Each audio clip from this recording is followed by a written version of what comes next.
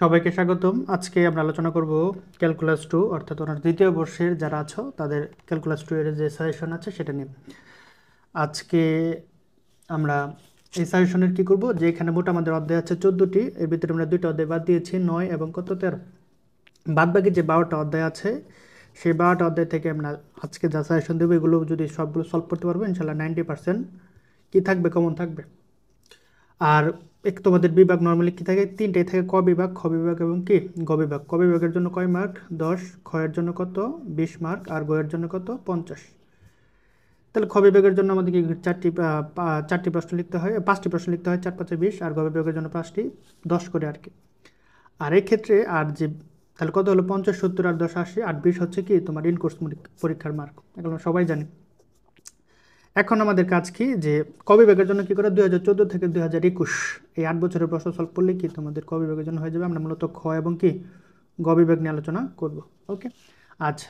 আর যারা আমাদের অনলাইন কোর্সে এখনো ভর্তি হয় নাই তাদের জন্য সে সময়ে সেও যদি দ্রুত সিলেবাস শেষ করতে চাও তাহলে আমাদের কোর্সে ভর্তি হতে পারো। যে আমাদের সকল ক্লাস রেকর্ডেড এবং ভর্তি হওয়ার সাথে সাথে সকল ক্লাস পেয়ে যাবে। আমাদের কোর্সের ডিটেলস যদি বিস্তারিত জানতে চাও এই নাম্বারে যোগাযোগ করলে হবে, হোয়াটসঅ্যাপে নক দিলে হবে 01969730177। এই নাম্বারে হোয়াটসঅ্যাপে নক দিলে আমরা কোর্সের বিস্তারিত ডিটেলস তোমাকে পাঠিয়ে দেবো। ওকে, আচ্ছা তাহলে শুরু করি আমাদের সাজেশন ক্যালকুলাস 2। প্রথম অধ্যায় যে কি আছে, যে এখানে আমাদের অধ্যায় হচ্ছে ভেক্টর মান ফাংশন। এখান থেকে আমাদের কি করা লাগবে, যে কোনো থিওরি আপাতত লাগবে না, আমাদের শুধু এক্সাম্পল সলভ করলেই হবে। সেটা হচ্ছে দেখো যে নিম্নের ভেক্টর মান ফাংশনকে নির্ণয় করতে হবে, ডোমেন রেঞ্জ নির্ণয় করতে হবে, শুধু ডোমেন নির্ণয় করতে হবে। এখান থেকে আমরা এক্সাম্পল 10 এর 5 নাম্বারটা খুব ভালোভাবে সলভ করবো, তাহলেই হবে। না একটা পারলে বাদ বাকি অ্যাজ পারবে তোমরা। এরপরে আমরা এক্সাম্পল 17 কি বলছে, যে এত ফাংশনের লেখচিত্র অঙ্কন করতে হবে, যে আর টি সমান i cos theta plus j sine theta. Okay, এরপরে আমরা চলে যাব পরবর্তী এক্সাম্পল, সেটা হচ্ছে এক্সাম্পল 25। এক্সাম্পল 25 এর কি নাম্বার, 4 নাম্বারটা কি বলছে, যে খুব ইম্পর্টেন্ট। টি সমান 0 বিন্দুতে নিম্নের ভেক্টরগুলো অবিচ্ছিন্নতা কি করতে হবে, পরীক্ষা করতে হবে। যে অবিচ্ছিন্নতা, অন্তরীকরণ, যোগ্যতা এগুলো আমরা ক্যালকুলাস 1 এ আলোচনা করেছি, তারপরেও আমরা এখানে আবার ডিটেইলস আলোচনা করেছি এক্সাম্পলে। এরপরে আমাদের কি করতে হবে, এরপরে হচ্ছে দেখো এক্সাম্পল 36 এর 2 নাম্বারটা অলরেডি চলে আসছে, সুতরাং এটা আমরা বাদ দিয়েই পড়ব। এরপরে আমরা কি করব, যে পরবর্তী এক্সাম্পল 41 এবং কত 42 বৃত্তাকার হেলিক্সের কি করতে হবে, চাপ দৈর্ঘ্য নির্ণয় করতে হবে। এক্সাম্পল 41 42। এরপর আমরা সলভ করব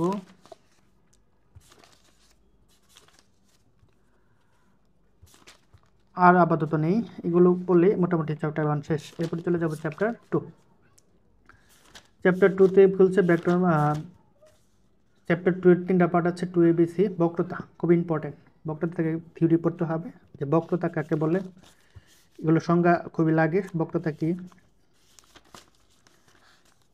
এরপরে আছে বক্রতার ব্যাসার্ধ। আচ্ছা যাই হোক, আমরা থিওরিটা পড়বো, যে ভেক্টর সমীকরণের ক্ষেত্রে বক্রতার কি নির্ণয়, ব্যাসার্ধের নির্ণয়ের যে ফর্মুলাটা আছে সেটা আমাদের প্রমাণ খুব ভালোভাবে শিখতে হবে। ওকে, এই হচ্ছে আমাদের প্রমাণ। তাহলে বক্রতার ব্যাসার্ধ নির্ণয়ের যে প্রমাণটা আছে সেটা আমাদের দেখতে হবে। এরপরে আমাদের কি করতে হবে, বক্রতার কেন্দ্র নির্ণয়ের যে প্রমাণ সেটা আমাদের দেখতে হবে। তাহলে দুইটি প্রমাণ আমাদের, মানে দুটি থিওরি লাগবে, খুব ভালোভাবে শেষ করতে হবে। তাহলে থিওরি পড়ার পর আমাদের এক্সাম্পল সলভ করতে হবে, এক্সাম্পল 5 নাম্বার। এরপর আমাদের দেখতে হবে এক্সাম্পল, দেখো 10 নাম্বারটা 2010 সালে চলে আসছে, সুতরাং এটা বাদ, সরি 2022 সালে চলে আসছে এক্সাম্পল 10। এরপরে আমরা কি করব, এরপরে আমরা পড়ব হচ্ছে 13 উপবৃত্তের বৃহৎ অক্ষের প্রান্তবিন্দুতে বক্রতার ব্যাসার্ধ এবং উপকেন্দ্রিক লম্বের অর্ধেক, এটা আমাদের কি করতে হবে, দেখাইতে হবে। ওকে, এক্সাম্পল 14 অ্যাস্ট্রয়েড দ্বারা বিন্দুতে বক্রতার ব্যাসার্ধ নির্ণয়। 16 root x plus root y সমান বক্ররেখাটা বিন্দুতে বক্রতার ব্যাসার্ধ নির্ণয়। এরপর কি করতে হবে, এরপরে আমাদের কাজ হচ্ছে যে এক্সাম্পল 27 সলভ করতে হবে। এরপর তোমরা করবে দেখো 31 2022 সালে চলে আসছে, সুতরাং এটা বাদ। 33 সলভ করতে হবে, 35 এবং সর্বশেষ 36, যে বৃত্তাকার কোনো বিন্দুতে বক্রতা ধ্রুবক, আরও দেখাও যে ব্যাসার্ধ বিশিষ্ট বক্রতা 1/a। তাহলে এই হচ্ছে চ্যাপ্টার 2 এর এ। এরপর আমাদের কি করতে হবে, 2 এর বি সলভ করতে হবে। প্যারামিটার যুক্ত ফাংশনের ক্ষেত্রে, মানে একটা চলক আরেকটা চলকের মাধ্যমে যদি প্রকাশ করে, এই হচ্ছে আমাদের প্যারামিটার। এখান থেকে আমরা কি করব, অল্প কয়েকটা এক্সাম্পল সলভ করব। Example 4, example 6, example 8। এরপর আমরা চলে যাব চ্যাপ্টার 2C, পোলার ফাংশনের ক্ষেত্রে বক্রতার নির্ণয় আর কি। এখান থেকে আমরা কি করব, যে এক্সাম্পল 2, এক্সাম্পল 4 দুটো প্রবলেম সলভ করব। এর সাথে এক্সাম্পল 10,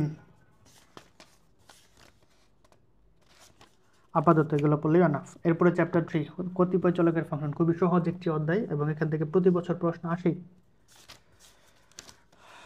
এখান থেকে আমরা কি করব, যে চ্যাপ্টার 3, 4 থেকে প্রশ্ন মাস্ট বি আসবেই, সুতরাং আমাদের তুলনামূলক সহজ, এগুলো খুব ভালোভাবে সলভ করবা। এরপরে কি বলছে, চ্যাপ্টার 3 এ কতিপয় চলকের কি ফাংশন। এখান থেকে আমরা কিছু এক্সাম্পল সলভ করবো। এক্সাম্পল 12, 13, 14 খুবই সহজ, লিমিটেড অঙ্ক আর কি। এরপরে এক্সাম্পল 19, 20 সলভ করবা। এই ছিল চ্যাপ্টার 3A। 3B থেকে তোমরা কি সলভ করবা, 3B থেকে সলভ করবা হচ্ছে কতিপয় চলকের অবিচ্ছিন্নতা আর কি। এক্সাম্পল 4, দেখা হচ্ছে একটা ফাংশনটি কি বিচ্ছিন্ন, বিচ্ছিন্ন বিচ্ছিন্ন আমরা জানি। এক্সাম্পল 5, এক্সাম্পল 6, 7 নাম্বার অলরেডি 2022 সালে চলে আসে, সুতরাং এটা বাদ। 8 এবং কত 9। এক্সাম্পল 10, এখান থেকে বেশ কিছু এক্সাম্পল বেশি দেওয়া হয়েছে, কারণ এগুলো তুলনামূলক সহজ হবে। এখান থেকে আসার সম্ভাবনা প্রায় 99%, মানে এখানে এই অধ্যায় থেকে প্রশ্ন আসেই, যেহেতু সহজ একটু বেশি দেওয়া হয়েছে। এরপর চ্যাপ্টার 4A, দুই চলক বিশিষ্ট ফাংশনের আংশিক আংশিক অন্তরজ আর কি। এখান থেকে তোমরা কি কি পড়বো, সেটা হচ্ছে যে আমাদের এক্সাম্পল সলভ করতে হবে, যে কি কি আছে। Example 2, example 4, example 5, example 6, example 7 খুবই সহজ সহজ, লিমিটের সাহায্যে করা যায় খুবই সহজে। দেখো 9 নাম্বারটা 2022 সালে চলে আসে, সুতরাং এটা বাদ। সর্বশেষ এক্সাম্পল 10, এখান থেকে একটা চলে আসবে ইনশাল্লাহ। এরপরে দেখো 4B, যে আংশিক অন্তরজ। এখান থেকে এক্সাম্পল 5 সলভ করবে, এক্সাম্পল 10, এক্সাম্পল 12, এক্সাম্পল 13, এক্সাম্পল 14 দেখো 2022 সালে চলে আসছে, 15 পড়বে। এই হচ্ছে আমাদের আপাতত এক্সাম্পল 4B। এরপরে দেখো আমরা 5-এ চলে যাব, 4C-তে, সরি এখানে 4-এর কয়টা অধ্যায়, 5টা অধ্যায় আছে, এবং 4 চ্যাপ্টার থেকে মিনিমাম 20 মার্ক চলে আসে আর কি, চ্যাপ্টার 4 থেকেই। ওকে, আচ্ছা দেখো, দুই চলকের ক্ষেত্রে দুই চলকের সহমতের ফাংশনকে অয়েলারের উপপাদ্য 2022 সালে চলে আসছে। তোমাদের জন্য এবার সবচেয়ে বেশি গুরুত্বপূর্ণ হচ্ছে 3 চলকের ক্ষেত্রে অয়েলারের ফাংশন উপপাদ্য, এটা সামনে আমরা পাবো। নিম্নের ফাংশনের জন্য অয়েলারের সত্যতা যাচাই করতে হবে। আমাদের অয়েলারের যে উপপাদ্য আছে, এটার সাহায্যে আমরা কি এর সত্যতা যাচাই, খুবই সহজ, দেখলেই পারবা। এরপরে দেখো এক্সাম্পল 7, এক্সাম্পল 8, এরপর example 10, example 11, example 13, example 16, 18, 4C। এরপরে আমরা কি করব, যে দুই চলকের ক্ষেত্রে চেইন রুল, দুইটা চেইন রুল থেকে একটা আসার সম্ভাবনা বেশি। দুই চলকের ক্ষেত্রে চেইন রুল, 3 চলকের চেইন রুল, দুইটা থেকে একটা আসার সম্ভাবনা প্রায় 100%। এই দুটো তোমরা সলভ করবা, দুই চলকের চেইন রুল এবং কি 3 চলকের চেইন রুল, দুটো থেকে একটা পড়বা, মানে দুইটাই পড়তে হবে, একটা চলে আসবে, সরি। এরপরে কিছু এক্সাম্পল সলভ করব, সেটা হচ্ছে যে উদাহরণ 3, যে এত হয়তো দেখাইতে হবে এত, উদাহরণ 3, উদাহরণ 5, উদাহরণ 7, উদাহরণ এই যে 10, উদাহরণ 11 দেখো 2022 সালে চলে আসছে, 14, 16, 18, এটা খুব ইম্পর্টেন্ট, যে দেখাও যে এত সমান ধ্রুবক। এই ছিল 4-এর ডি। 4E, এই যে যেটা বলছিলাম একটু আগে, যে 3 চলকের ক্ষেত্রে সহমতের ফাংশনের ক্ষেত্রে চেইন রুল, এটা আসার সম্ভাবনা প্রায় 100% ধরে রাখো, যেটা আসবেই। ওকে, দুই চলক টাপালে এটা সহজ হবে। ক্ষেত্রে একটাই একটু ব্যতিক্রম, এখানে তোমাদের চেন রুলটা প্রয়োগ করা লাগবে, সেক্ষেত্রে চেন রুলটা আমাদের জানা লাগবে। ওকে, আচ্ছা, এরপরে আমাদের এক্সাম্পল সলভ করতে হবে। এক্সাম্পল 5, 7, এক্সাম্পল 8, 9 নাম্বারটা 2022 সালে চলে আসছে 4 এক্সাম্পল 10 করবা, এই হচ্ছে আমাদের 4। ওকে, এই চ্যাপ্টার 4 সলভ করলে মিনিমাম 20+ অর্থাৎ 20+ মার্ক তুমি পেয়ে যাচ্ছ, সুতরাং অধ্যায়টা সহজ। ওকে, আচ্ছা, এরপর দেখো জ্যাকোবিয়ান থেকে আমরা দুইটা চ্যাপ্টার আছে 5A 5B, আমরা শুধু 5Aটাই সলভ করবো। এবং জ্যাকোবিয়ান খুবই মজার একটা চ্যাপ্টার, যদি একটা অঙ্ক বুঝতে পারো, আমাদের যে ডেমো ক্লাস দেওয়া আছে এটা দেখলে মোটামুটি পেয়ে পারার কথা আর কি। এখান থেকে তোমরা এক্সাম্পল সলভ করবা, হচ্ছে এক্সাম্পল 2 নাম্বার, এক্সাম্পল 10। দেখো 12 নাম্বারটা 2022 সালে চলে আসছে।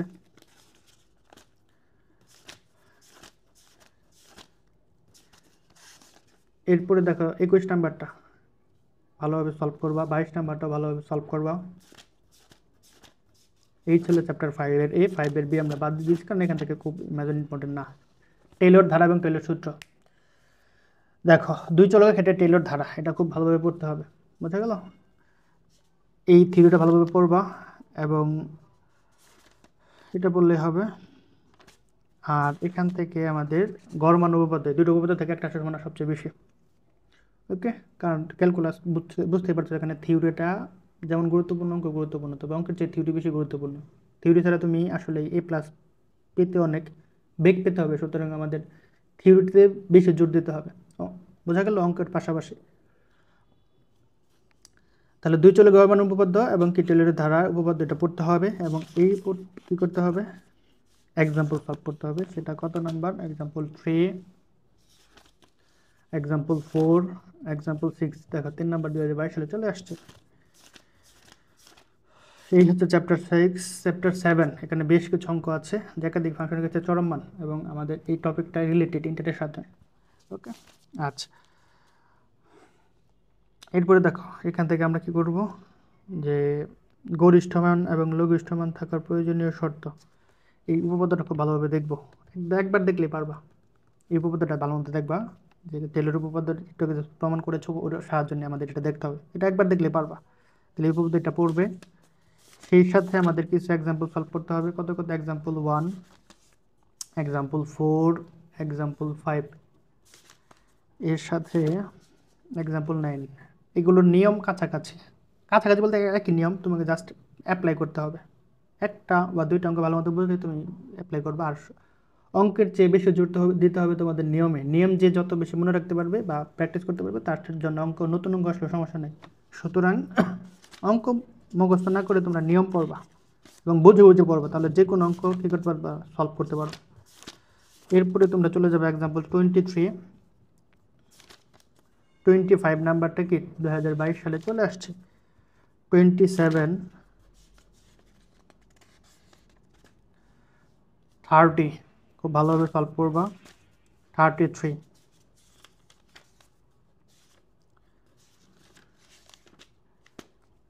এরপর 39 ল্যাগ্রাঞ্জের গুণক ব্যবহার করে, এটা খুব ইম্পর্টেন্ট। ল্যাগ্রাঞ্জের গুণকের সাহায্যে মানে কি যে প্রবলেমগুলো আছে। এই ছিল আমাদের চ্যাপ্টার 7, একাধিক চলক বিশিষ্ট ফাংশনের কি চরম মান নির্ণয়। এরপর হচ্ছে পুনরাবৃত্তি ইন্টিগ্রাল, অর্থাৎ এখানে ইন্টিগ্রেশন আর কি, 3 চলক বিশিষ্ট আর কি, 2 চলক 3 চলক মানে ইন্টিগ্রেশনের সাহায্যে। এটা আমাদের খুব ভালোভাবে পড়লে আমরা কি চ্যাপ্টার 10, 12 খুব ইজিলি সলভ করা যায়। মূলত ইন্টিগ্রেশনটাই এই অধ্যায়ের মেন পার্ট। এখান থেকে কি করবা, জাস্ট এক্সাম্পল সলভ করবে, কারণ এখান থেকে 4 মার্ক কমন মানে ফিক্সড আসবে, একটা আসবে, 4 মার্ক একটা চলে আসে। 4 মার্ক কখনো কখনো কি 8 মার্কের 10 মার্কের জন্য চলে আসে।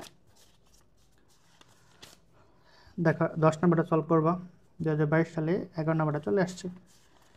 এরপরে পড়বা তোমরা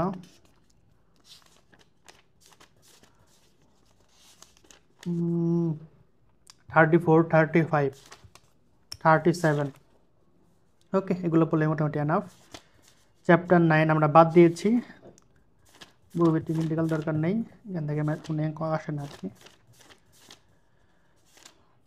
এরপর আমাদের কাজ হচ্ছে চ্যাপ্টার কি করা, 10 ক্ষেত্রফল নির্ণয়।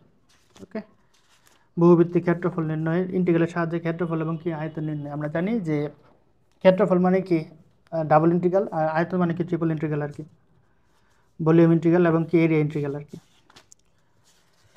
সেখান থেকে আমরা এক্সাম্পল সলভ করব, সেটা হচ্ছে এক্সাম্পল 3, যে দ্বিযুগজ ব্যবহার করবো y² = 4x এবং পরাবৃত্ত এবং বৃত্তের সাহায্যে যে আবদ্ধ ক্ষেত্র হয় তার কি নির্ণয়, আমরা ক্ষেত্রফল নির্ণয় করতে হবে।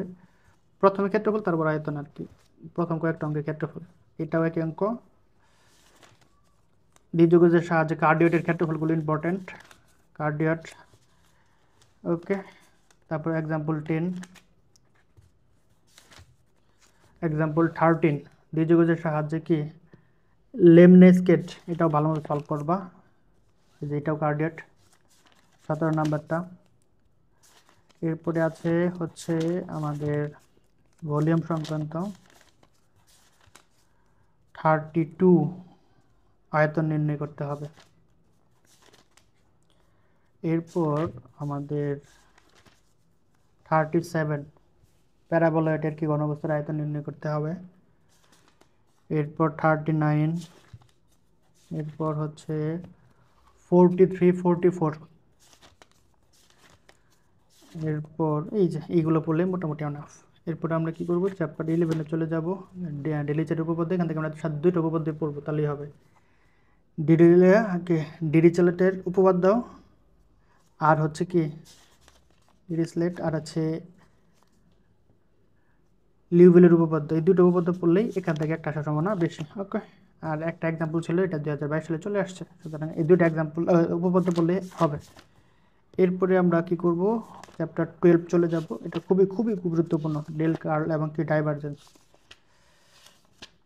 এখান থেকে থিওরি বেশি আসে। ওকে, ডেল গ্রেডিয়েন্ট এবং ডাইভারজেন্স এবং কি কার্ল। ওকে, আমরা দেখো এখান থেকে আমরা কি করব, স্কেলার গুণনের উপপাদ্য, যে ডেল ডট ফাই এ, এটা খুবই অনেক বেশি ব্যবহার করা হয় অঙ্কের ক্ষেত্রে। Del dot phi A, del phi dot A, del dot A, phi dot del ডে আর কি। ওকে, এরপরে স্কেলার উপপাদ্য 7, 8 নাম্বারটা 2022 সালে চলে আসছে। 9 পড়বা, 10 পড়বা। ভেক্টর ফাংশনের ক্ষেত্রে স্কেলার উপপাদ্য 11 নাম্বারটা পড়বা। এরপর আমরা 12 নাম্বারটা বাদ দিয়ে দিয়েছি, এটা অনেক বড়। 13 নাম্বার, এটা আমরা সলভ করেছি। এই ছিল উপপাদ্য সংক্রান্ত প্রবলেম। এখন আমরা কি করব, প্রবলেম সলভ করব। প্রবলেম থেকে আমরা সলভ করব, যদি আমরা প্রবলেম 6 পরে সলভ করেছি। আচ্ছা দেখো, এখান থেকে আমরা কি সলভ করব, সেটা হচ্ছে অল্প কয়েকটা অঙ্ক। এক্সাম্পল 32 এর কয় নাম্বার, 2 নাম্বারটা সলভ করো খুব ভালোভাবে, ভেরি ভেরি ইম্পর্টেন্ট। এটা সম্ভাবনা প্রায় 99%। 42, 46, 48, খুবই খুবই গুরুত্বপূর্ণ এগুলো। 49 2022 সালে চলে আসছে। 50, 51 খুব ভালোভাবে সলভ করবা। সরি, এই ছিল আমাদের চ্যাপ্টার 12। আমরা চ্যাপ্টার 13 বাদ দিয়ে দিয়েছি, যে ভেক্টর ফাংশন ইন্টিগ্রেশন। এখান থেকে প্রশ্ন নর্মালি আসে না, অঙ্ক বেশি নাই। ওকে, সর্বশেষ আমাদের চ্যাপ্টার 14। এখানে গ্রিন, গাউস এবং ডাইভার্জ, এখানে 3টি উপপাদ্য আছে। 3টে থেকে তোমরা জাস্ট কয়টা পড়বা, 2টা পড়বা, কারণ একটা অলরেডি গ্রিন 2022 সালে চলে আসছে। তাহলে বাকি থাকে কি গাউস এবং কি স্টোকস, তাহলে এই দুইটা তোমরা সলভ করবা। তাহলে দেখো যে গাউসের ডাইভার্জেন্স উপপাদ্য, দেখো গ্রিন 2022 সালে চলে আসছে। হোয়ার ইজ গ্রিন, এই যেখানে গ্রিন 2022 সালে চলে আসছে। তাহলে বাকি আছে কি গাউস এবং কি স্টোকস। তাহলে তোমরা কি করো, দুটো উপপাদ্য পড়বা, গাউস এবং কি স্টোকস। এই যে দেখো গাউসের ডাইভারজেন্স উপপাদ্য খুবই সহজ, যেটাকে তোমরা ক্যালকুলাস 1-এ পড়েছিল, ক্যালকুলাস 1 না, ফিজিক্স 1-এ পড়েছিল ফার্স্ট ইয়ারে। স্টোকসও পড়েছিল ফার্স্ট ইয়ারে ফিজিক্স 1-এ। সুতরাং তোমাদের জন্য ইজি হয়ে যাবে, একদম ইকুয়েশন সহজ, জাস্ট একবার দেখলে, একটা যদি বুঝো তাহলেই হবে। স্টোকসের উপপাদ্য, তাহলে এই দুটো উপপাদ্য পড়বা, কি গাউস এবং কি স্টোকস, তাহলে হয়ে যাবে। তাহলে এই ছিল আমাদের চ্যাপ্টার ক্যালকুলাস 2 এর সাজেশন। আশা করি এগুলো ফলো করলে 90% কমন পাবে ইনশাল্লাহ। দেখা হচ্ছে নতুন। এরপর আমরা কি করবো, যে ফোরট্রান নিয়ে আলোচনা করবো, ফোরট্রান সাজেশন নিয়ে। অর্ডিনারি ডিফারেনশিয়াল ইকুয়েশনের অলরেডি সাজেশন দেওয়া আছে। তোমরা ইউটিউব চ্যানেলে যে প্লেলিস্ট আছে বা ভিডিওসে ক্লিক করলে দেখতে পারবা। সেই পর্যন্ত সকলে থাকো। আল্লাহ হাফেজ, দেখা হচ্ছে নতুন কোনো ভিডিওতে।